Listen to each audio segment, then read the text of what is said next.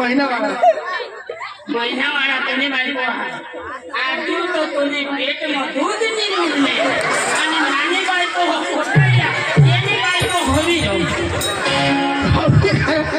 जीव है वाला तुम्हें आणि बेबी तो मग गए तो आज तो आईस ने बुबुद खा नानी बाई को कोटाई आम्हाला खोबलं द्या काय समजली काय सांगू ये आता येणी बाई को हजार कुचाई ने बड़ी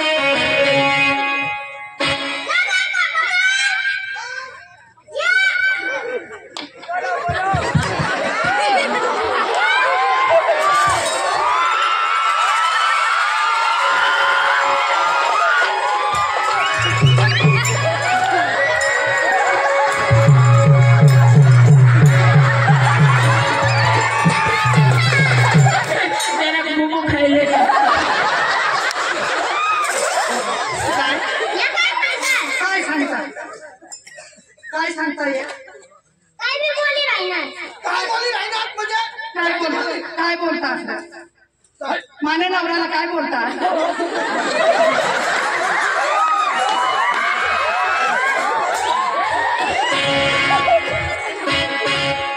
काय होण्या तुला नाही पटव यो माणूस नाही हा याला 2 पाय 2 हात बोलो डोळा हात कान हात नाक हात खरी अंग है अरे मोठा खरी तुरी बायको हवी हवी हवी तर तिला बरं किस मारी दाखव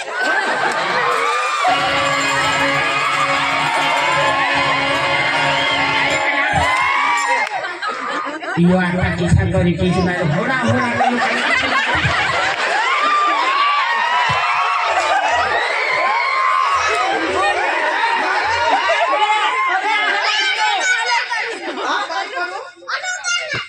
खाना उतरो कहा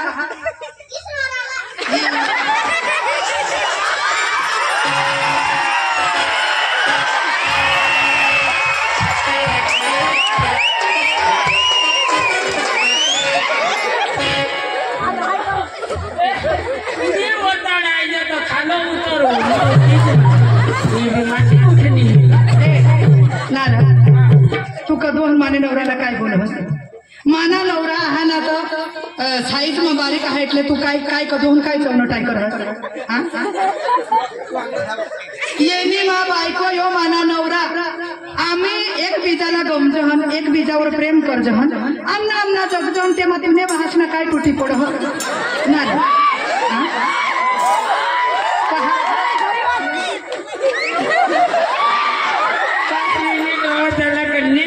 मार का होता मोठा तू परवरताच होतास येणे मागे लागे तो काय करे आणि होयो सांग मानी बायको ना मोयना अरे ये तू काय सांगस यो जो तुला नवरा तुला जर लाज किसी येईल मी होडाचे नवरा करू माझं परवरताच होता ये माहेर यो माना 15वा नवरा 14 नवरा मला सोडी घे मला 14 नवरा सोडी घेत यो माना 15वा नवरा कोसानी हुई होता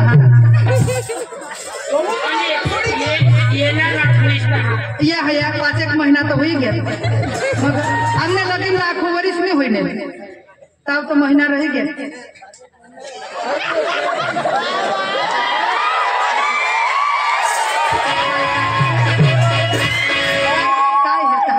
आम्हाला तरी नाही पटवायचा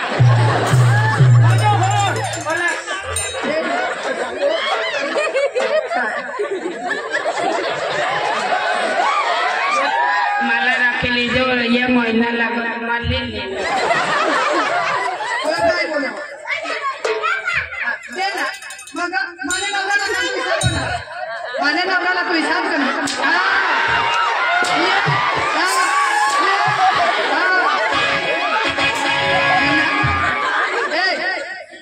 बारीक हा पण बरोबर डावर विसरणे हेरो हेरो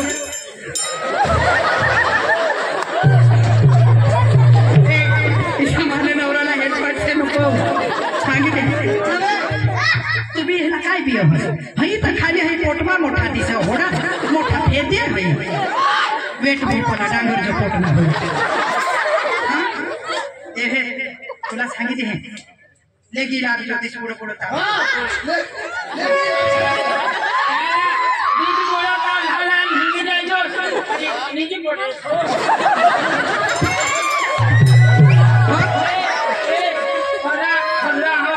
तुम्ही बायकोला बरं करणार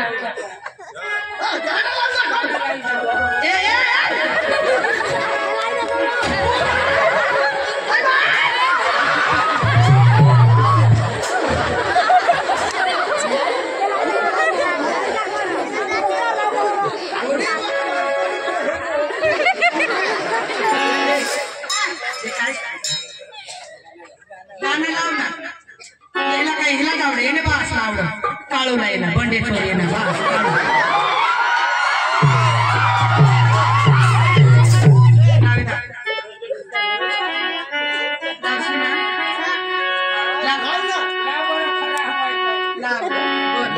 मग तुला जोडा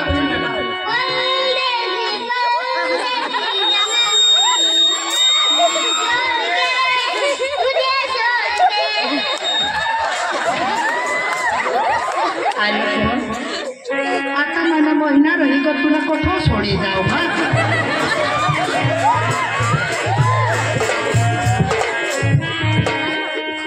हाय हाय शुरू हो रही है प्रेम कहानी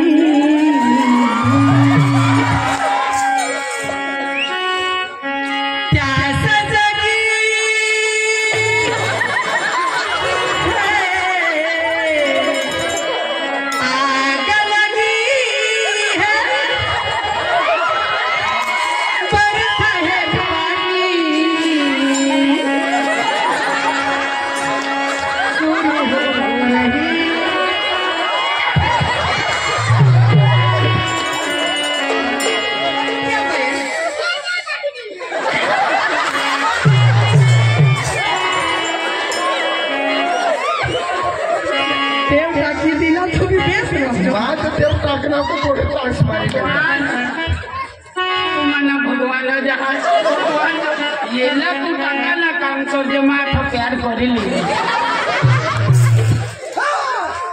शुरू हो रही है प्रेम कहानी शुरू हो रही है प्रेम कहानी प्यार सजनी है आग लगी है प्यार सजनी है आग लगी है बरस है शुरू हो रही है प्रेम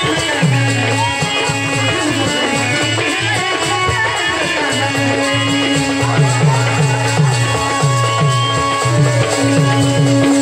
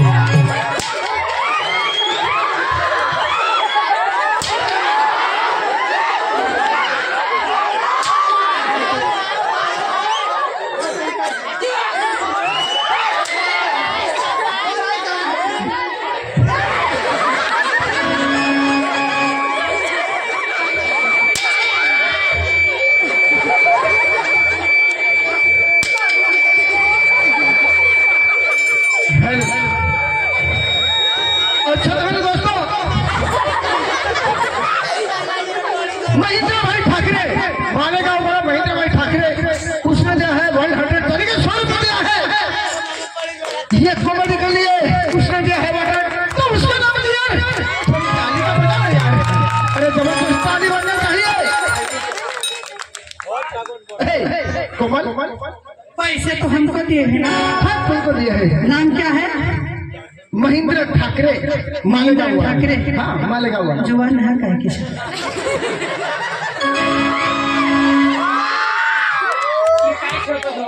आता खबर पडेल जीवन हा का किसी। मुझे हो नीचे ही पड़ी ना। आई हूँ बड़ी दूर से कंदिल के वास्ते। अरे आई हूँ बड़ी दूर से कंदिल के वास्ते। खिड़की पे नजर डाली तो ये पैसे दिए उस्ताद जी के वास्ते। अच्छा महेंद्र ठाकरे के वास्ते। हाँ महेंद्र ठाकरे के वास्ते। और हमारे वास्ते क्यों? माँ फुकट मने कोना लहेरा रबा। काय तो तिने नवरा ऐसा ही बोलला, वो शेरचा तकरी छोड़ने है। कहा? आता आखी कोट खबर पड़ी गई। काय काय तुला खबर पड़ी गई? आता मला पैसा माझा नवऱ्याने काही बोलो हा? आणि तुला बोलू ना, तुला यो अधिकार कोणी दिला? त्याला काही समजत नाही तो दगडा पडेल का?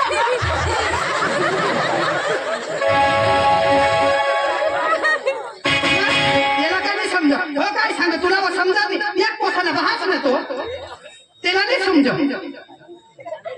अक्कल वगैरे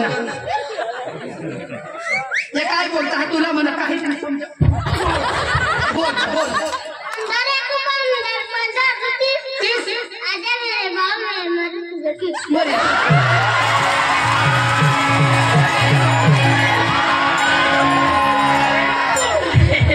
अक्का समझो तू संगो नहीं समझो तो है किसा 15 15 30 आजा मेरे बाबा में मारू तुझे किस मोठा हुशार भेटला कुठे उभा राहशील किस मारा तिकडीवर उतरा तांदळ मारस मारो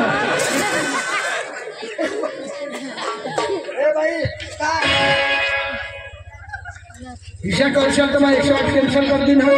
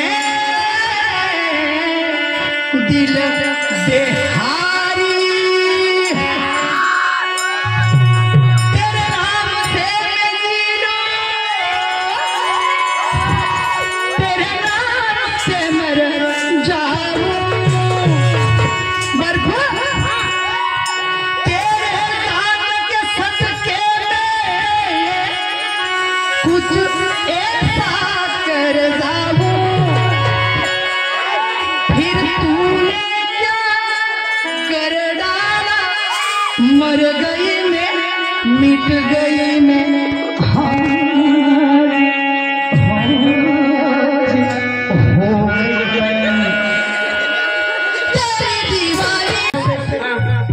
अरे भाई झावड़ाला जा बैंड पार्टी आहे भगवान भगवान बेन पार्टी अरे रोक स्टार बैंड पार्टी आणि कथा आला तो आपला प्रमोशन नाचने निलेश पाडवी तेव्हा तो सिंगर आहे यार भगवान त्यांनी गाणं बनवलं हत्या कारण वो भारी आहे बेन पार्टी उसे भी येते तहा येऊ लागले नाही उसे येतील मग झावडाने जीवन थापण तू अख्खा आपला सरपंच हा आपला जो साहेबची आपल्याला जोडती दहा एकोणती करते अरे चाल देखले आपले तमाशा होतो नाचण्याला निलेश पाडवी अरे आपल्या नंदर पाडवीकडे बीजा देवी हमाव गया वर्ष आपल्या तमाशा सभा एक गाणं लावी नाचण्याचं धरमपूर तालुका मग धरमपूरला तर त्या धरमपूरला लोक काय सांगत युट्यूबवर हे नावात अरे युट्यूब रॉक स्टार ना सिंगर न्यू डांगे डान्सर इसा सांगणार फटाफट चाल आणि फेर बाकी वाढायचो